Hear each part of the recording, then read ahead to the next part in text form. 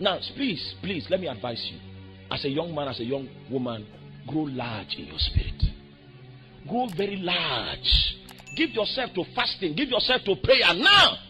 Okay, let me give you my own story. I don't want anybody to miss out. For many years, I operated in the office of a teacher.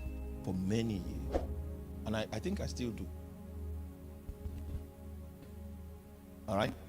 I actually thought I was called to be a teacher. You know, prophet, apostle, prophet, pastor, evangelist, teacher. Because I was raised by a teacher.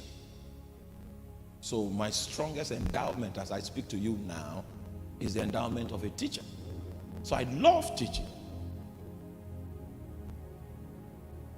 And when the teacher anointing is strong on my life, it is always a blessing. So I used to do Sunday school and all of that, all kinds of teaching, training, and I loved it. But a seal broke in my life. And God, what I picked when that seal broke, which was something that was too high for me to even, it would have been sacrilege for me to think about it in my heart. It had not occurred in my heart ever. As versatile as my heart may be, it was kept from it. When the seal broke, then I realized I was called into the office of the apostle. So I was in a situation where I began to contemplate, began to think about things that were outside of the straight box of the teacher that I was used to.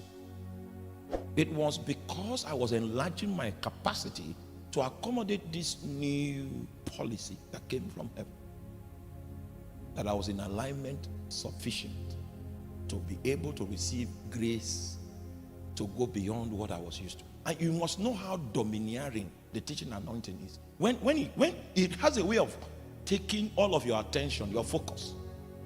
But you see, a seal had broken. If you used to know me like 18 years ago and you know me now, it's so different. It was because there was a policy in heaven. And this policy implicated me. And then heaven now sponsored an encounter for me to receive the full scope of the new policies in the season that I was in at the time. The moment you accept it, then that grace begins to work in you. That was the opportunity that this man had, this man Peter had. And so he was a fisherman by training, and the best way to speak to him was through pictures and not words. He understood how the nets can trap a fish. And so heaven spoke to him in a language that was most suitable to his understanding. Now, please, let me advise you. As a young man, as a young woman, grow large in your spirit. Grow very large. Give yourself to fasting. Give yourself to prayer now.